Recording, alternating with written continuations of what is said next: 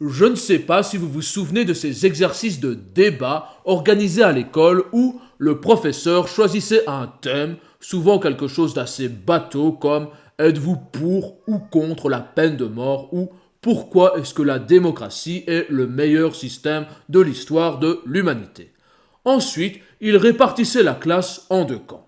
Chacun devait alors jouer son petit rôle avec sa fiche d'arguments surlignée au fluo en trois parties et les dérouler afin de convaincre le camp d'en face, ou plutôt convaincre que vous méritez une bonne note de la part du professeur. Eh bien, le débat de cette semaine entre Paul Magnette, président du PS et chef de l'opposition, et Ivan Verhofstadt, patron des engagés et éternel variable d'ajustement de l'ensemble des gouvernements belges, m'a immédiatement ramené à ses souvenirs d'adolescence studieuse. D'un côté, Magnette dégaine les éternels poncifs de la gauche, à savoir, il faut taxer tout ce qui respire encore et surtout ne jamais s'inquiéter des dépenses gargantuesques de l'État mammouth. De l'autre côté, Ivan Verhofstadt aurait probablement préféré jouer dans l'autre camp, celui de l'extrême communisme. Il se retrouve cependant contraint de défendre le bilan d'un gouvernement d'extrême centre, à savoir l'Arizona, tout en semblant mourir d'envie d'enlacer virilement son petit copain socialiste avec qui il est d'accord sur presque tout. Bref, un débat qui tenait plus de la chorégraphie scolaire que de l'affrontement viril d'idées. Et on voit ça en détail dans un instant.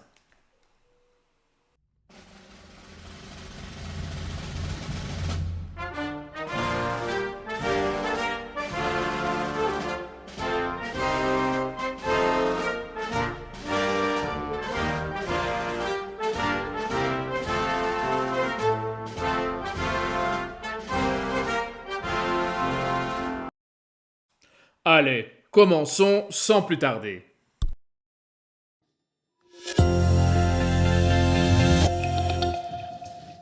Bonsoir à tous et bonsoir à toutes. Jusqu'à la rentrée parlementaire de la mi-octobre, RTL Info vous propose des duels, des face-à-face entre les ténors de la politique pour éclairer les grands enjeux du moment. Ce soir, on va parler pouvoir d'achat, budget, la Belgique court-elle à la faillite et puis sécurité des Belges. Que doit-on faire? Bonsoir. Paul Magnette. Bonsoir. Vous êtes le président du Parti Socialiste. Bonsoir Yvan Verhofstadt. Bonsoir. Vous êtes le président des Engagés. Deux visions opposées sur la manière de gérer la société. Et le premier thème de notre débat ce soir, le pouvoir d'achat. Les prix d'énergie qui repartent à la hausse, l'inflation qui pèse sur les ménages. Je me tourne vers vous, Yvan Verhofstadt. Votre gouvernement dit protéger le pouvoir d'achat, mais les factures explosent. Beaucoup de familles galèrent. Qu'est-ce que vous avez fait pendant 8 mois? Pendant 8 mois, on a pris des décisions importantes. Parce que la réalité, si on regarde les chiffres, c'est qu'on ne pourra défendre le pouvoir d'achat que si on a plus de personnes au travail. La réalité, c'est qu'aujourd'hui, les finances sont dans un état déplorable et que si on veut pouvoir faire une réforme fiscale, il faut en fait d'abord et avant tout augmenter la base, c'est-à-dire le nombre de personnes sur lesquelles cette fiscalité va avoir lieu. Et on a pris entre autres la décision, je pense par exemple à Carmélina qui travaille chez Medi-Market, qui est maman solo avec un enfant, elle aura 200 € de plus par mois grâce aux mesures décidées par l'Arizona. Paul Magnette, qu'est-ce que vous auriez fait différemment pour donner de l'oxygène aux Belges ou au Parti Socialiste? D'abord, j'aurais pas fait tout augmenter, parce qu'avec l'UMR et les engagés, tout augmente. Les gens nous le disent tous les jours, tout augmente sauf les salaires. Et donc c'est bien ça qui rend les choses extrêmement compliquées. J'aurais pas non plus fait payer tous ceux qui ont travaillé toute leur vie. Les pensionnés, ils vont perdre 1 500 €. Les personnes en situation de handicap, les invalides, ils vont perdre 1 000 €. Et donc ça veut dire que vous faites payer ceux qui sont dans les plus grandes difficultés sociales, ceux qui ont travaillé toute leur vie, et les gens qui travaillent, vous ne les récompensez pas. Pendant la campagne, vous aviez dit 500 € en plus. Beaucoup de gens y ont cru. 450, c'est vrai. Allez, je vous les laisse. C'était 450 € en plus. Les gens y ont cru. Maintenant, ils sont évidemment extrêmement déçus parce qu'ils ne le voient pas. Ils voient que les salaires stagnent et ils ne s'en sortent pas. Et alors, aucune mesure du gouvernement justement, Yvan Verhofstadt, les Belges, ils ont plus d'argent concrètement dans leur portefeuille ou pas, comme le dit Paul Magnette? Comme je vous disais, les plus bas salaires auront 200 € de plus par mois. Alors c'est vrai qu'on aurait pu espérer pouvoir aller jusqu'à 450 €. On aura fait la partie de la diminution de ce qu'on appelle le tax cut. On n'aura pas fait le tax shift qui faisait partie, c'est-à-dire diminuer les impôts. Le tax shift, c'est diminuer, c'est-à-dire diminuer les impôts sur le travail, mais les répercuter sur d'autres choses. Ça va venir, ça ne sera pas possible sur ce gouvernement-ci. Nous le regrettons parce que nous, notre objectif, comme je vous le disais, c'est de mettre des gens au travail parce que le travail, c'est ce qui donne du sens, mais aussi donner du sens en ayant plus de salaire poche. Pour ce qui est des pensions, il faut être de bon compte. Ouais. Les pensions, les 12 dernières années, ont augmenté. Bon, Ivan le Magnifique commence les hostilités extrêmement mollement en disant qu'il faut augmenter la base imposable des contribuables en mettant plus de gens au boulot. Il défend ensuite les mesures du gouvernement en citant le cas d'une mère célibataire. Bon. Concernant le postulat de départ, on ressent tout de suite les envies d'interventionnisme dans la formulation « le gouvernement doit mettre les gens au travail ». En fait, non. Il suffit de supprimer purement et simplement toutes les incitations à l'oisiveté. Le chômage, le CPAS, l'aide alimentaire, l'aide au logement, l'aide au chauffage, les chèques consommation, les aides vacances, bref, on supprime toutes ces merdes et là, bizarrement, quand tu arrêtes de payer les gens à ne rien faire, ils se débrouillent pour trouver du travail eux-mêmes. Mais bon. Ne soyons pas trop durs avec notre pauvre petit Ivan, il n'assume visiblement pas d'exclure aussi violemment ces pauvres chômeurs qui ont sucé le sang et l'énergie vitale des contribuables belges depuis plus de 50 ans sans jamais se bouger le cul. C'est vrai que le droit de vivre sur le dos des autres est un droit naturel, fondamental et inexorable.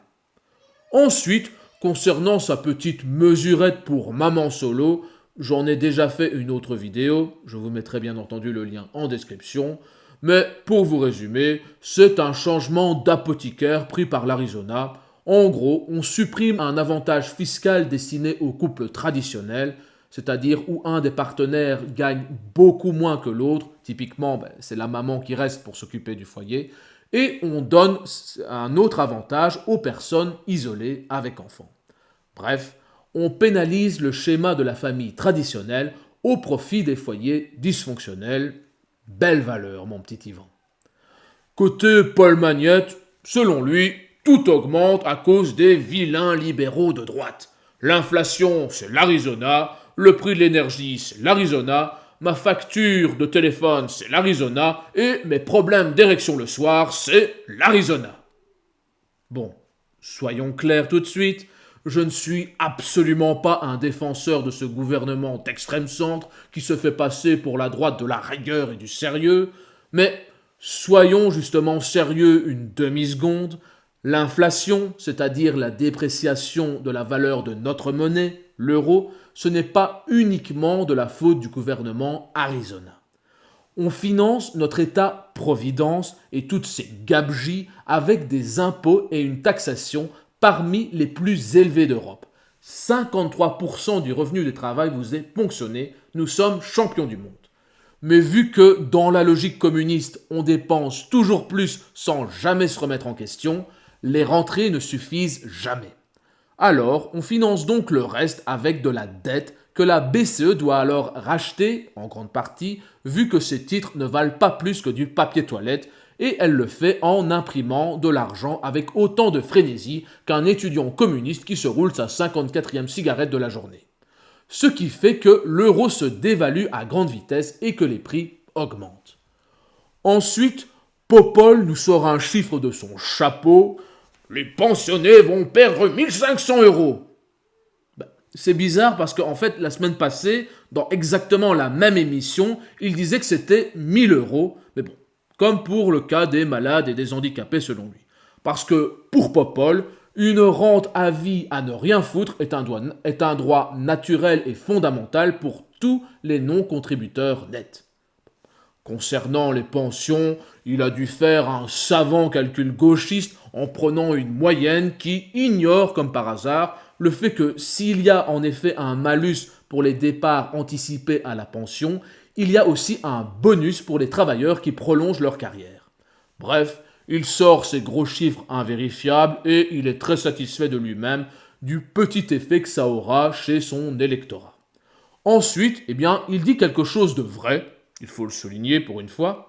Le gouvernement Arizona avait en effet promis une augmentation de 500 euros net par mois pour le travailleur. Mais évidemment, nous n'en verrons jamais la couleur car ce soi-disant gouvernement le plus à droite et le plus libéral de toute l'histoire de l'humanité ne prendra jamais les mesures indispensables pour réduire la taille de notre État mammouth, à savoir la suppression de toutes les aides sociales, la suppression de toutes les subventions aux ASBL, associations communistes pro-migrants, aux médias subventionnés, etc., etc. Ensuite, la suppression des milliers de postes de fonctionnaires qui n'existent que pour justifier des statistiques d'emploi et produire des PDF que personne ne lit. Ensuite, le passage à un système de retraite par capitalisation au lieu de maintenir à tout prix la pyramide de Ponzi du système par répartition. Et pour finir, le tronçonnage actif dans le millefeuille obèse étatique. À savoir, on supprime tous les doublons entre régions, communautés et fédérales et surtout tous les postes fictifs comme le ministre de l'égalité des chances, le ministre de la transition écologique, le ministre du droit des femmes, ça ne sert à rien. L'État doit se concentrer sur sa mission régalienne. Police, justice et armée. Le reste, ce n'est pas son job et de toute façon, il ne le fait que de manière catastrophique pour 1000 fois trop cher. Yvan conclut ensuite que oui, bizarrement, ils n'ont pas réussi à réduire les taxes avec leurs petites mesurettes et donc à augmenter le net des travailleurs, mais c'est uniquement parce qu'ils n'ont fait que du tax cut et ils n'ont pas réussi à faire du tax shift. Bref, vous l'avez compris, ils se foutent de votre gueule. Ils n'ont pas pris les décisions courageuses et indispensables à une véritable réforme fiscale libérale et ils ont tout simplement poursuivi la logique d'État-providence à la fiscalité communiste où on ponctionne de plus en plus pour financer un État de plus en plus obèse. Allez, poursuivons les hostilités.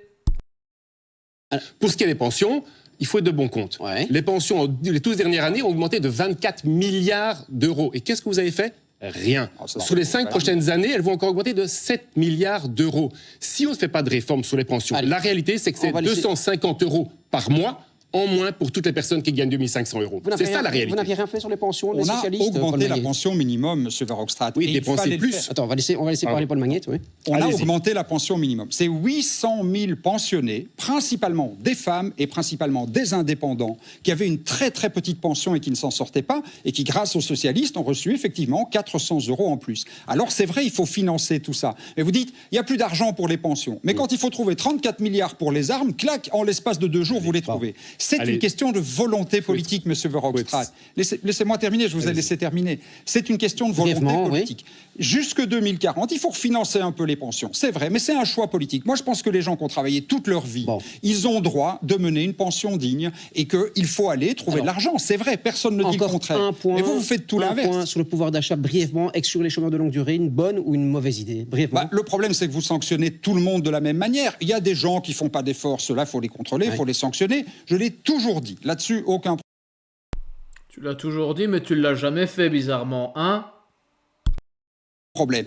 Mais donc, je rencontrais une dame, encore ce matin, bref, s'il vous plaît. 58 ans, qui travaillait dans une grande surface chez Cora, qui a perdu son emploi. Elle a travaillé 35 ans à 4/5e. Donc, elle va être exclue du chômage.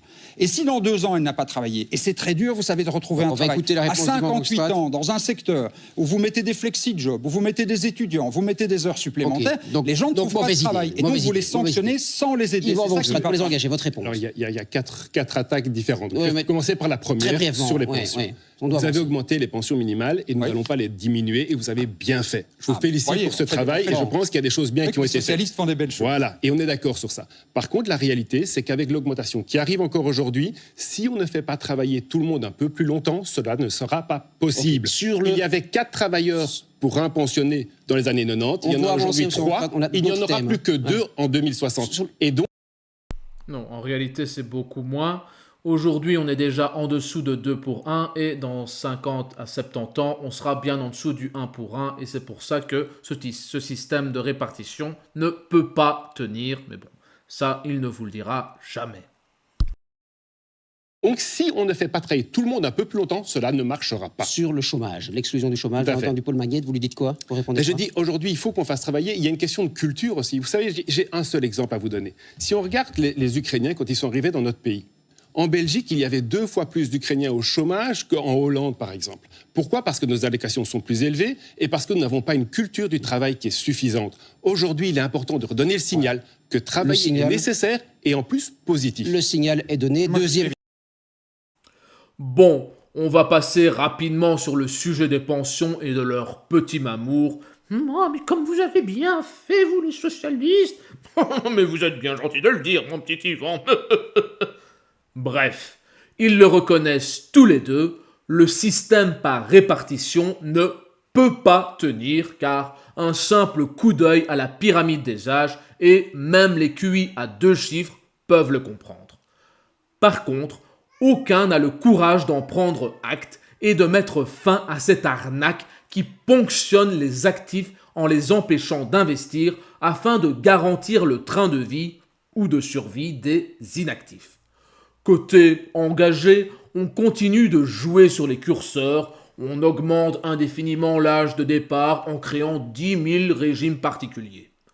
Côté PS, on assume et on dépense des milliards et des milliards sortis du puits magique des gauchistes, c'est-à-dire de notre poche, afin de faire perdurer la supercherie. Stop! Arrêtez de traiter les travailleurs comme des enfants. Il est temps de passer à la capitalisation et de laisser les gens organiser leurs pensions comme des adultes responsables et surtout comme bon leur semble. Si tu veux investir avec discipline, ce dont n'importe quel gauchiste est physiquement et mentalement incapable, dans des actifs de qualité, te priver et partir à 50 ans à la retraite, eh bien, c'est ton choix. Par contre, si tu préfères tout claquer et vivre comme une cigale à chanter et danser tout l'été, eh bien, c'est ta responsabilité. Ce n'est pas à moi d'assumer tes choix de vie désastreux. Ensuite, concernant les exclusions du chômage, étonnamment, Paul Magnette est contre. Vivre comme un parasite sur le dos de Nicolas, le contribuable belge, est un droit naturel. Il essaie de nous faire tirer une petite larme avec encore une fois une pauvre dame qui vient le voir. Bon, visiblement, Paul Magnette, c'est le pape des parasites. Tout le monde vient le voir avec ses doléances. Et c'est triste parce que c'est dur de retrouver un emploi quand on est plus âgé et qu'on n'a pas de qualification. Bref. Mais qui pleure pour le contributeur net d'impôts qui sont maintenant dans la misère à cause des politiques confiscatoires de nos communistes? Qui pleure sur le fait de leur retirer tout espoir d'ascension sociale? Eh bien, certainement pas ces apparatchiks communistes qui vivent très confortablement de leur rente d'argent public prélevé dans le sang des Nicolas. Allez, passons au sujet suivant. Évidemment, pour le plein emploi, tout le monde doit travailler, on est bien d'accord. Avancer, Paul Magnette, on va avancer, mais le reste aussi, je pense. C'est le cœur du cœur du débat, c'est ce dont les gens nous parlent. Le budget aussi, un budget déficit public, 40 milliards d'euros. Et je commence avec vous. Est-ce que ce pays gouverné par Bart de Wever va droit vers la faillite? En tout cas, on l'a vu encore dans votre journal, ce gouvernement, il aggrave terriblement les choses. Le déficit, il était de 24 milliards en 2024, l'année dernière. C'est un déficit important, mais c'était maîtrisable. On a déjà fait beaucoup mieux. Dans le passé, on a déjà pu résorber des déficits beaucoup plus importants. Et là, vous avez ponctionné beaucoup plus dans le passé, ça je vous crois sans aucun souci. Là, vous allez l'amener à 40 milliards. C'est-à-dire que vous dites, les pensionnés doivent payer, les malades doivent payer, les personnes en situation de handicap doivent payer parce qu'on ne peut pas faire autrement. Mais en fait, vous n'améliorez pas du tout le déficit. Au contraire, vous le doublez et vous allez nous céder une dette absolument catastrophique. Et pourquoi ? Parce que, vous faites des cadeaux à des gens qui n'en ont pas besoin. Les gens, monsieur Verhofstadt, qui ont plus de 270 000 euros de salaire, ça, c'est les seuls qui vont y gagner. C'est les seuls travailleurs qui vont y gagner. Allez. Les gens qui gagnent 25 000 euros par mois, avec votre gouvernement, avec les engagés, ils vont payer moins de cotisations sociales. Et ça va coûter 150 millions. Ça va coûter 150 millions. C'est les autres travailleurs qui vont payer. C'est terriblement injuste. On a compris votre point. Yvan Verhofstadt, sur le budget, le déficit public qui s'aggrave, là, 40 milliards d'euros. Allez, il n'y a pas un téléspectateur qui croit aujourd'hui que c'est le gouvernement Arizona au cours des 8 premiers mois de cette année-ci qui a pris les mesures qui font que le déficit va passer de 24 à 40 milliards d'euros. La réalité, c'est qu'il faudra investir plus dans la défense, comme M. Di Rupo l'avait d'ailleurs s'y était engagé il y a déjà plus de 10 ans. Oui, vous avez signalé tout à l'heure les montants qui allaient arriver en défense. La réalité, c'est qu'aujourd'hui, il faut prendre des réformes parce que sinon, ce déficit et cette boule de neige qui arrive, parce qu'entre autres, on paye des intérêts trop élevés. Vous savez, je vais donner un exemple. La charge d'intérêt aujourd'hui, pas à cause de l'Arizona, la charge d'intérêt aujourd'hui, c'est 10 milliards d'euros, soit 1,5 fois la totalité des allocations de chômage. Le chômage, c'est 6 milliards d'euros. La dette, les intérêts de notre dette, c'est 10 milliards d'euros, c'est autant d'argent perdu, et c'est pour ça qu'il faut faire des réformes, et j'espère, dans 3, 4, 5 ans, elles pourront porter leurs fruits, et d'ailleurs, je suis sûr que vous ne les déferez pas, ces réformes que l'on est en train de faire. L'argent pour une réforme fiscale, Paul Magnette? Non, mais le problème du déficit, vous dites on n'a pas l'argent pour une réforme fiscale qui donne la même chose à tout le monde. C'est ça le problème fondamental. Les gens qui ont 10 000 euros de salaire, est-ce qu'ils ont besoin d'avoir 100 euros en plus? Non. Par contre, les gens qui travaillent, qui ne s'en sortent pas, j'en rencontre tous les jours, ils se travaillent à deux, dans une famille. Une fois qu'ils ont payé le loyer, qu'ils ont payé les factures et la voiture, ils n'ont pratiquement plus rien. C'est ceux-là qu'il faut aider, M. Verhofstadt. C'est comme ça que vous allez encourager le travail et récompenser les travailleurs. D'ailleurs, dans votre programme, c'est ce que vous vouliez faire. Mais malheureusement, votre programme, vous l'avez oublié, vous l'avez complètement abandonné. Vous aviez dit sur les demandeurs d'emploi, on ne laissera personne au bord du chemin. Avec les engagés, toutes les personnes qui sont au chômage depuis 2 ans, on va leur proposer un travail. Eh bien, c'était une très bonne proposition. C'est juste dommage que vous l'ayez complètement abandonné et que tous ces gens, et c'est des dizaines de milliers de personnes en Wallonie et à Bruxelles, qui vont sombrer dans la pauvreté, qui vont sombrer dans des situations catastrophiques. Et c'est pour cela que nous proposerons, et c'est pour ça qu'il faut réformer les choses en Wallonie, qu'il faut que le Forum fonctionne mieux et que l'on puisse faire aux différents demandeurs d'emploi un parcours beaucoup plus positif vers l'emploi, leur proposer un job, parce qu'aujourd'hui, il y a moyen. Il n'y a pas de raison que les Belges soient les moins bons de la classe. Les Wallons, les Bruxellois sont forts. Nous croyons en leur capacité d'arriver à la même situation que les Flamands, que les Hollandais, que les Allemands. Pour poursuivre le débat très brièvement... Bon, deuxième sujet du débat, le déficit public belge est passé de 24 à 40 milliards. On remarque tout de suite que les deux invités sont soit très incompétents, soit très gênés par le sujet pourtant capital. Côté Paul Magnette, ce n'est jamais de la faute des socialo-communistes dans son genre qui distribuent des aides à la terre entière. Avec eux, c'est gérable. Ils ont toujours une solution pour résorber le trou. Bon, sur ça, eh bien, je les crois, mais le problème, c'est que leur solution, c'est toujours de piquer le pognon dans nos poches. Et, pour expliquer l'aggravation du déficit, il nous sort l'enfumage gauchiste habituel, à savoir les fameux cadeaux aux riches. Parce que, pour un communiste mental dans son genre, ne pas voler de l'argent, c'est déjà une dépense. Bon, passons très vite sur la réforme dont il parle. Il laisse entendre que l'Arizona va augmenter le salaire de ceux qui gagnent déjà plus de 25 000 euros par mois. Eh bien, c'est faux. La mesure porte sur le plafonnement des charges patronales, c'est-à-dire l'argent que votre patron doit filer à l'État avant de vous verser votre brut, lequel sera taxé à son tour. Voilà la véritable raison pour laquelle les salaires augmentent si peu en Belgique. Si votre patron veut vous récompenser de votre travail et de votre fidélité, s'il veut par exemple vous donner 100 euros net, il doit en sortir 400 du chiffre d'affaires de son entreprise. Alors imaginez l'aberration fiscale pour une grosse entreprise qui veut attirer un directeur général de renom. La mesure a pour objectif de rendre le recrutement de haut profil moins douloureux financièrement pour une entreprise. On peut cependant reprocher que ce ne sont pas l'ensemble des charges patronales qui ont été revues à la baisse par l'Arizona.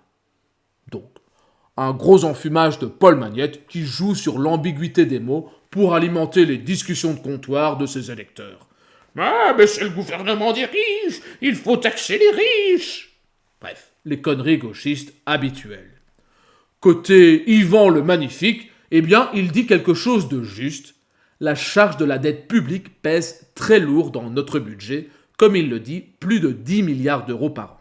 Mais au lieu de couper massivement dans les dépenses afin de rembourser la dette, il prend quelques petites mesurettes, maintient l'État-providence et laisse couler la dette, comme toute bonne famille de cassos qui enchaîne les crédits à la consommation.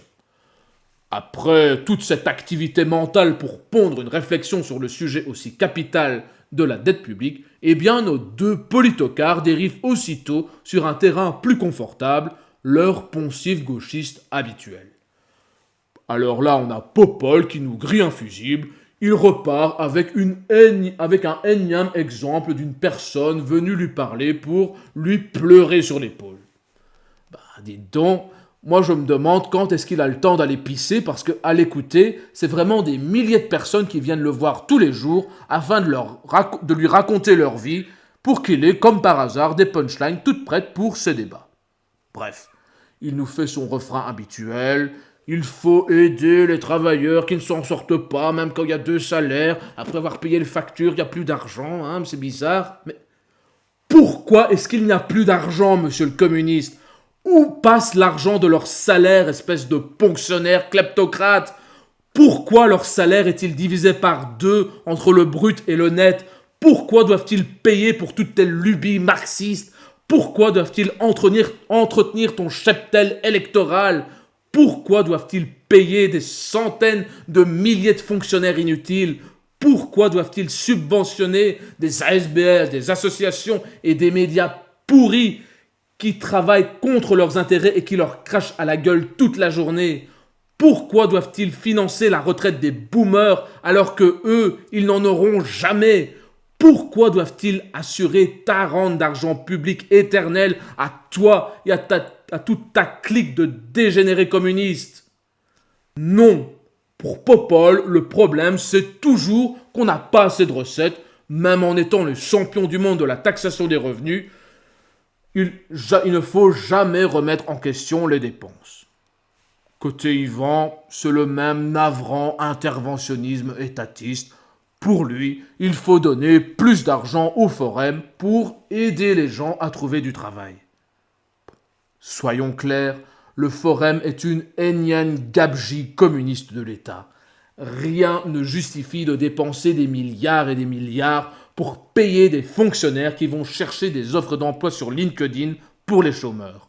Là, on est en train de payer des parasites pour épargner à d'autres parasites l'effort colossal d'une simple recherche Google. Non, Yvan.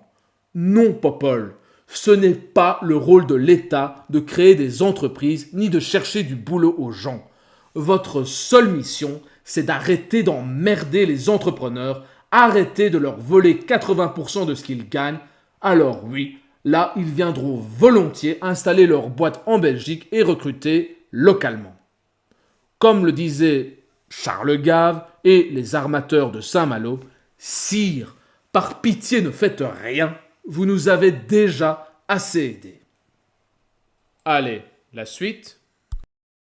Les Belges sont majoritairement pour une taxation des hauts patrimoines ou sur les bénéfices des multinationales. Vous dites quoi là-dessus ? Non, je pense qu'aujourd'hui, il y a un problème sur l'impôt des sociétés. Je pense que les sociétés devraient payer plus. La réalité, si on regarde sur les 10 dernières années l'évolution de l'impôt des sociétés, il a diminué. On a une concurrence fiscale, y compris même au sein de l'Europe, où des pays comme l'Irlande, par exemple, ont un taux plus bas et toutes les multinationales du type Facebook et autres vont s'y loger. Je pense que sur l'impôt des sociétés, vu que c'est votre question, il faudrait avoir un rendement plus élevé. Là, vous êtes d'accord avec M. Voxtra, j'imagine. Oui, c'est bien que vous soyez d'accord. Oui. Malheureusement, vous ne le faites pas. Vous l'avez pas fait. En tout cas, vous ne l'avez pas fait pendant les 15 dernières années. Si, on l'a fait. Je vous rappelle quand même que la première taxe sur la fortune, c'est à l'initiative des socialistes qu'on l'a mise en place et ça rapporte 500 millions. Et la première taxe sur les plus-values, ça sera aujourd'hui, non, mais quand même, vous posez la question, c'est une question essentielle. Aujourd'hui, il y a un trou dans le budget important, vous l'avez dit. Vous l'aggravez avec vos mesures qui sont très mauvaises pour la situation économique. Et vous dites, c'est les pensionnés qui doivent payer. Il n'y a pas de marge pour les travailleurs. On parlait de la et taxation, pendant ce temps-là,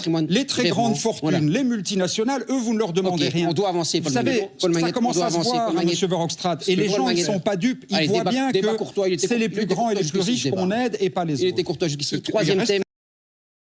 D'après Martin Buxan, la majorité des Belges serait favorable à une taxation plus importante des gros patrimoines et des grandes entreprises. Moi, je serais davantage favorable à moins de taxation pour tout le monde, mais bon, je n'ai pas beaucoup de mal à croire ce genre de sondage. Ça témoigne juste d'un grand manque d'éducation financière dans la population belge, et c'est pour ça qu'il est important de faire grandir des chaînes comme la mienne afin de permettre de diffuser mon message authentiquement libéral que je fais à travers l'humour, à travers l'analyse de débats politiques, de certains discours, de certains articles, afin d'éduquer les gens financièrement et de les pousser vers l'autoresponsabilisation et l'émancipation financière. Bref. Yvan, lui, nous sort une démonstration flagrante de ses envies de colonialisme communiste à l'échelle européenne. Ce petit gauchiste refoulé voudrait étendre son idéologie mortifère de ponction à tout le continent, histoire que les vilains pays un petit peu plus libéraux comme l'Irlande et le Luxembourg cessent enfin de montrer qu'une entreprise n'a aucune envie d'entretenir le marxisme d'un État obèse.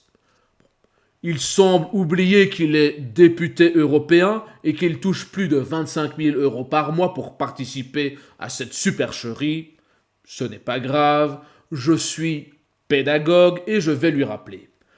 En Europe, mon petit Yvan, il existe des traités qui garantissent la libre circulation des biens et des capitaux.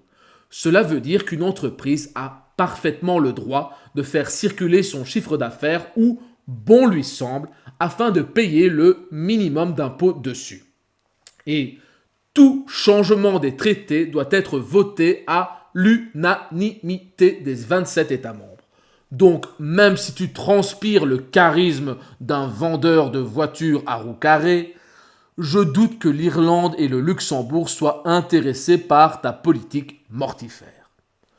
Paul Magnette, lui, ignore tout aussi royalement le fonctionnement de l'Europe, dont il ne veut absolument pas sortir, je le rappelle, mais par contre, il se félicite d'avoir mis en place la première taxe sur la fortune.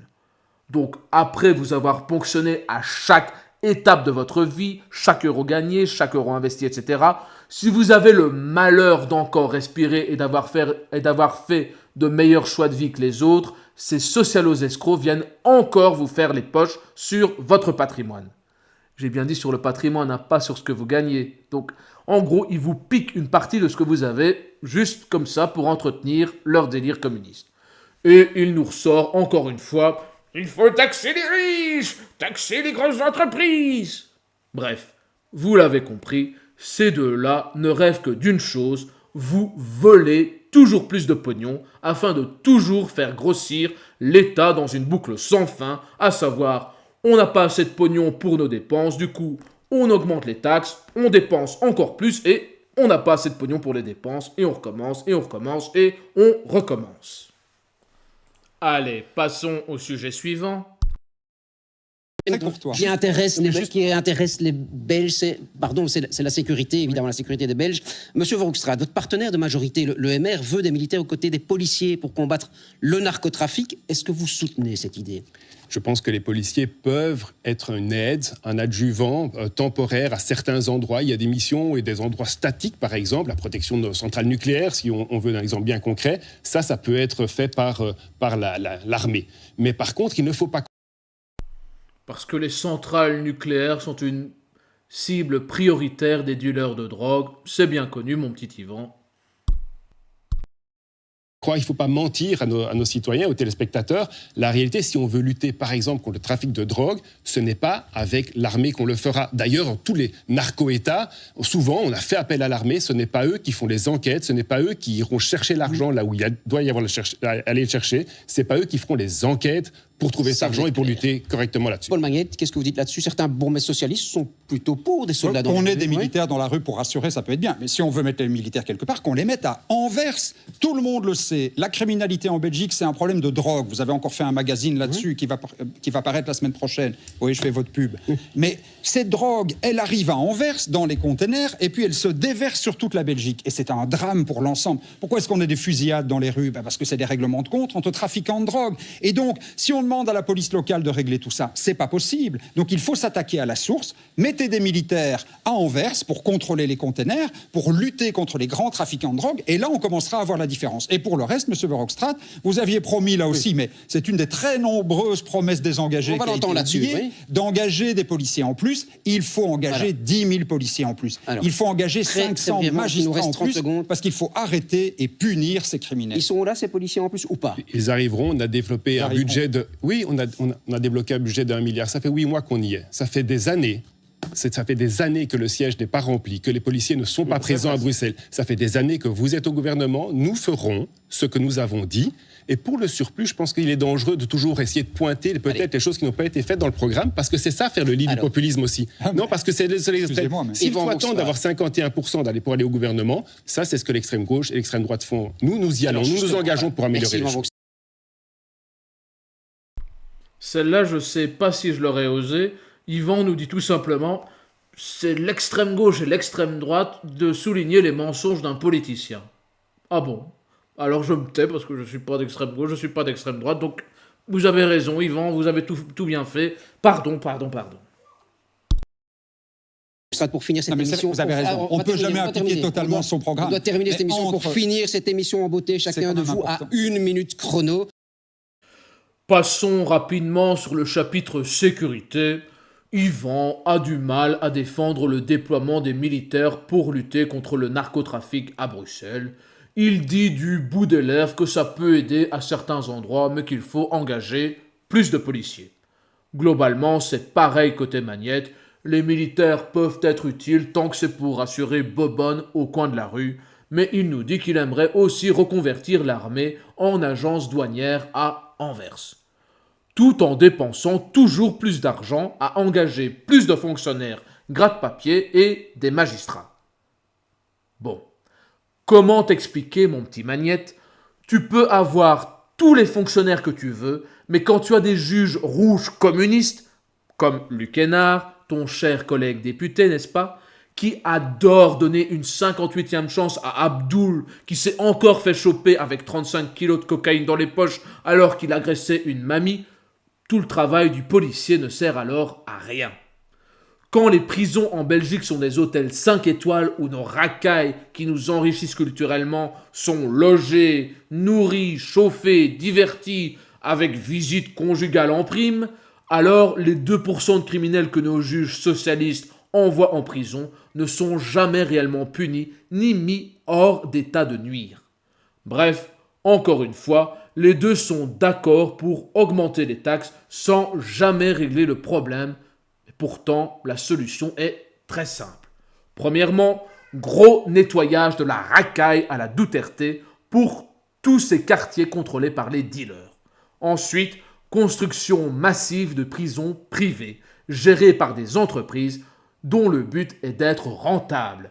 On met cette racaille de merde au boulot si elle veut manger et elle continue de bosser jusqu'à avoir remboursé sa dette à la société. Et surtout, on met dans l'avion tous les criminels étrangers qui répondent à notre gentillesse par le crime et le mépris, en arrêtant de jouer les victimes impuissantes devant les trous à rats d'où ils viennent. Ils reprennent leur racaille de merde où on coupe immédiatement tous les transferts d'argent qu'ils reçoivent de Belgique. Et enfin, il faut responsabiliser ces juges communistes qui ont le sang de milliers de victimes sur les mains à force de nous forcer, nous, les citoyens honnêtes, à respirer le même air que la racaille. Je serais même favorable à ce que les juges soient aussi pénalement responsables pour les actes des récidivistes qu'ils libèrent ou refusent de condamner. Si on veut se la jouer plus humaniste envers ces criminels en robe, on pourrait simplement élire nos juges comme aux États-Unis. Au moins, ils se feront vite fait virer à coups de pied dans le cul s'ils enchaînent les décisions marxistes. Allez, on va conclure sur ce débat d'anthologie. En 1 minute pour convaincre que votre vision est la bonne. En fait, on a tiré l'ordre de passage au sol. C'est vous, Paul Magnette, qui commencez. Chrono, vous avez 1 minute. Moi, ce matin, j'étais au marché de Charleroi, comme très souvent le dimanche. Il faisait beau, les gens étaient plutôt de bonne humeur, mais quand même, énormément de gens sont venus vers moi en me disant qu'ils étaient très inquiets. Des travailleurs. Mais dis donc, Paul, mais quand est-ce que tu as le temps de pisser? Tout le monde vient te voir tout le temps, en permanence. C'est infernal ta vie, mon petit Popol. qui ne s'en sortent pas alors qu'ils travaillent, parce que tout augmente, les loyers augmentent, l'énergie, les factures, enfin tout augmente. Des pensionnés qui ont travaillé toute leur vie et qui disent avec une pension, aujourd'hui je ne m'en sors pas. Des gens qui cherchent un travail, parce que, et ça vraiment je pense que c'est la promesse que vous aviez tenue, et c'est la plus dure, dans l'abandon de cette promesse-là, vraiment il y a quelque chose de vraiment extrêmement dur de votre part. Tous ces gens qui se bougent pour chercher un travail, vous leur avez dit on va vous aider, et vous ne les aidez pas du tout, et c'est catastrophique. Et donc il faut faire tout l'inverse de ce que fait le gouvernement du MR avec les engagés. Il faut, vous l'avez dit, faire contribuer les grandes fortunes pour réduire le déficit, parce que là, il y a de la marge. 2, il faut proposer un emploi pour que les gens puissent avoir un travail. Moi, je suis pour que les gens travaillent. 10 secondes. 3, il faut augmenter les salaires. Il y a de la marge, et en augmentant les salaires, c'est bon pour les travailleurs, c'est bon pour l'économie, et c'est bon pour le budget. Merci Paul Magnet, ça c'est précis. À vous Yvan Verhofstadt. Je pense qu'il faut arrêter les caricatures. La réalité, c'est que nous allons augmenter les salaires. Nous allons augmenter les salaires, comme je vous le disais, de 200 € pour les plus bas salaires. On peut continuer à se disputer, on peut continuer à faire les mêmes recettes que celles qu'on a faites pendant les 15 dernières années. Et moi, je peux vous le dire, c'est qu'on continuera à perdre. Or, moi, je vais vous avouer que je suis un peu mauvais perdant et j'ai plutôt envie qu'on gagne. Et ma conviction, c'est qu'on doit changer. Parce que, comme je vous le disais, les Belges, les Wallons, les francophones, les Bruxellois ne sont pas plus bêtes que les autres. Il y a moyen de faire beaucoup mieux, de faire progresser. Mais pour ça, il faut oser changer plutôt que s'arc-bouter sur les acquis du passé. Il faudra changer au niveau belge, mais il faudra aussi changer de manière plus globale. Parce que face à Poutine, Trump, la Chine, je pense qu'il faudra changer aussi les règles de la compétition internationale qui nous abaissent, qui nous obligent à nous aligner toujours sur le moins 10 ans.